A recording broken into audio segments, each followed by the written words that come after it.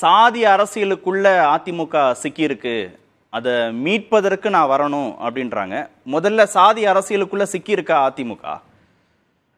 இல்ல, அண்ணன் தரசியாம் அவர்கள் ஒரு மிகச்சிறந்த ஊடகவியலாளர், தமிழ்நாடு அரசியலை முழுமையாக உணர்ந்தவர். அவர் சொல்றது நான் முழுமையாக உடன்படுறேங்க. அவர் சொல்றதுல எதுவுமே புரட்சியமாக முடியாது கருத்து. இன்னொன்று அண்ணன் சியாம் அவருக்கு தெரியும், நிச்சயமா எல்லோருக்கும் தெரியுங்க. எம்ஜிஆர் அவர்களை கூட குறிப்பிட்ட, அதாவது மலையாளி என்று சொல்லி கருணாநிதி அவர்கள் மிக கடுமையா விமர்சனம் பண்ணார். மறுசொல்லி நான் வச்சுக்கிட்டு போறேன். மிக கடுமையா விமர்சனம் பண்ணி மிகப்பெரிய சர்ச்சையாகி, அது யாரும் தெரியும், கோவைசன் உட்பட எல்லாருமே சேர்ந்து அவர் அப்படி அல்ல, அவர் பாலக்காடு மாவட்டத்தை சேர்ந்தவர், மன்னாரியார் பரம்பரை சேர்ந்தவர் என்று எழுதினாங்க அண்ணா பத்திரிகையில. அதுக்கு பிறகு அவர் நீங்க யார் அப்படின்னு அவரை தெலுங்கர் என்று கருணாநிதியை பேசிய பிறகு அவர் பேசாம அமைதியாயிட்டார். இதெல்லாம் அரசியல் பார்த்தாச்சு. இப்போ அம்மாவை பார்க்கணும்னு சொன்னாங்க. இப்ப என்ன, ஒரு அதிமுகவை திமுக விமர்சிக்கிறதுக்கும் அதிமுகவுல முன்னால இருந்தவங்களே விமர்சிக்கிறதுக்கும் வித்தியாசம் இல்லையா? இல்ல, அதே அதிமுக தான், அவர் திமுக தான் எல்லாமே. எம்ஜிஆர் யார் திமுக தானே, கோவிஷன் திமுக தானே, கருணாநிதி திமுக, எல்லாம் திமுக தானே. அதே மாதிரி திமுக அதிமுக வந்து வெளியேற்றப்பட்டவர் நம்ம ஜெயலலிதா அவர்கள். வெளியேற்றப்பட்டதற்கு காரணமாக இருந்து யாருங்க? ஓபிஎஸ்ங்க. இப்ப வேற யாரும் இல்ல, முதலமைச்சர் இணைக்கப்பட்ட எடப்பாடியார் அல்ல. அதாவது ஓபிஎஸ் அவர்கள் தான் இந்த குடும்பத்தின் பிடியிலிருந்து அதிமுகவை மீட்க வேண்டும் சொன்னார். அம்மாவை மரணத்தில் சந்தேகம்னு சொன்னார். குற்றச்சாட்டு வச்சது சசிகலா வச்சா. அப்ப அவரை எல்லோரும் சேர்ந்து நம்பினாங்க. நாட்டு மக்களே சசிகலா மீது எல்லாமே மோசமான வார்த்தையில உச்சரிச்சாங்க.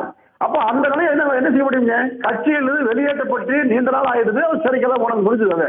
இப்போ மீண்டும் இந்த வார்த்தை சொல்வதற்கான காரணம் ஒரு உள்நோக்கம்ங்க. ஏன்னா கடந்த காலத்துல குறிப்பிட்ட பாரதிய ஜனதா கட்சி சேர்ந்தவர்கள் இதே வார்த்தையை பயன்படுத்தினாங்க. 2 ஜாதிக்குள் என்ன உள்நோக்கம், என்ன சசிகலாவுக்கு உள்நோக்கம் நினைக்கிறீங்க? இல்ல 2 ஜாதிக்குள் மோதல் அப்படின்னு ஒரு வார்த்தை உருவாக்குனாங்க.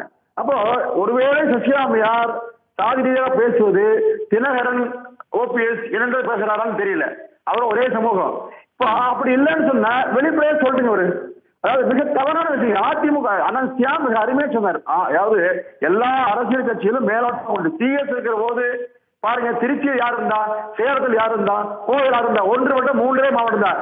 3 மாவட்டத்துல 3 கவுண்டர்கள் ஆதித்தே இருந்தது. இன்னைக்கு திருச்சியில் அனுசாமி கவுண்டர், கோவில சிஎஸ், சேலம்னா சுப்பிரமணிய கவுண்டர், 3 பேர் தான் அண்ணன் சியாம் தெரியும். அப்ப இதே மாதிரி பேச்சு விரும்புன்னு பாருங்க. அல்ல, அதாவது அரசியல் ரீதியாக பேசுவது என்பது வேறு, சாதியை அதற்கு ஒரு முலாம்பூச்சி பேசுவது என்பது வேறு. அம்மையார் சசிகலாவுக்கு போக்கிடம் இல்லை, அதிமுகவை குறை சொல்ல வழி இல்லை.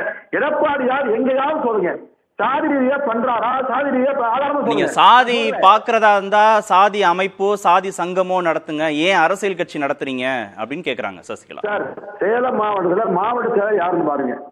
திருப்பூர் மாவட்டத்தில் 2 மாவட்ட செயலர் யாருன்னு பாருங்க, கவுண்டர்னு பாருங்க, உடுமலை ராதாகிருஷ்ணன், பொள்ளாச்சி ஜெயராமன். கோவை மாவட்டத்தில் 2 மாவட்ட செயலர் பாருங்க, கவுண்டர் அல்ல பாருங்க. சேலம் மாவட்டம் யார் மாவட்டத்தில் கவுண்டர்னு பாருங்க. எல்லா மாவட்டத்தையும் சொல்லுங்க. நீங்க தவறான விஷயம் சார் இது. ஒரு பெரிய இயக்கத்தை 3 ஆண்டு கால சட்ட போராட்டத்தில் பாஜக இந்த கட்சியை அழிக்கும் துடிச்சது, திமுக அவருக்கு விரும்பியது. இதையெல்லாம் தாண்டி சட்ட போராட்டம் நடத்தி இந்த இயக்கத்தை பாதுகாத்து 1 கோடி வாக்குகளை வாங்கி காட்டி நிரூபித்து இந்த இயக்கம் அழியாது. அம்மா சட்டமன்றத்தில் பேசுனாங்க, உண்மை சொன்ன ஒரு தியாக பெண் அவங்க.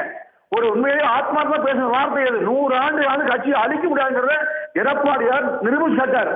எனவே அவரை சிதைப்பதற்கு ஒரே ஒரு வகை வழி இந்த ஆயுதம். இந்த ஆயுதம் நிச்சயமாக இபிஎஸ் சேர்ந்த சமூகத்தை அவர் விமர்சிக்கிறாரு, சாதி கட்சியா நடத்துறாரு அப்படின்னு சசிகலா சொல்றாங்கன்னா அதனுடைய விளைவுகள் தெரியாதா சசிகலாவுக்கு?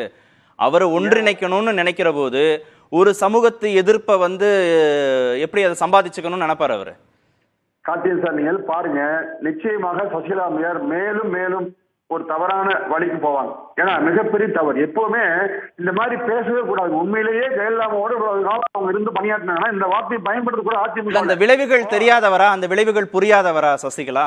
இல்ல அவருக்கு வழியில் இப்படி சொல்லியாவது ஏதாவது மாற்றம் வராதான் நினைக்கிறார். நீங்க பணம் இருக்கலாமுங்க, வேற எந்த வகையான அதிகாரம் இருக்கலாமுங்க, ஆனாலும் அதிமுகவை அசைக்க முடியாது. ஏன்னா உண்மையில் எடப்பாடியார் எல்லாருமே நான் கூட நல்லா ஆச்சரியமா அவருக்கு பக்கத்திலேயே போனதே இல்லை. ஏன் விரும்புறேன்னு சொன்னா அவருடைய எளிமை.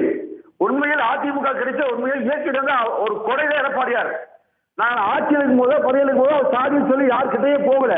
அவர் 4 ஆண்டு காலம் செய்த ஆட்சியை பார்த்து அதை இப்படிப்பட்ட ஒரு மனிதரை நாம் மீண்டும் கொண்டு வர வேண்டும் என்கிற அக்கறை ஆர்வம் தான் காரணமுடைய யாருக்குமே உள்ளகம் இல்ல. நான் தெரிய சொல்றேன், உடுமலை ராதாகிருஷ்ணன், பொள்ளாச்சி ஜெயராமன், அருண்குமார் அங்க கோயம்புத்தூர்ல, அதே மாதிரி அம்மன் அர்ஜுனன், சேலத்து இளங்கோவன் எல்லாமே வேறு சமுதாயத்தில் மாவட்ட செயலாளர்கள் உண்மையா விசுவாசமா இருக்காங்க. ஆறு உரிமையாளரு இல்ல ஓஎஸ் பண்ணினாருங்க, இதெல்லாம் யார் யோசிப்பாரு? எப்படி சொல்றீங்க? அப்படி இந்த மாதிரி சொல்றதே தப்பு சார், மனசு வலிக்குது சார். ஒரு சாதி ரீதியா இயக்கத்தை கொண்டு வரக்கூடாது, பேசுறதே தப்பு.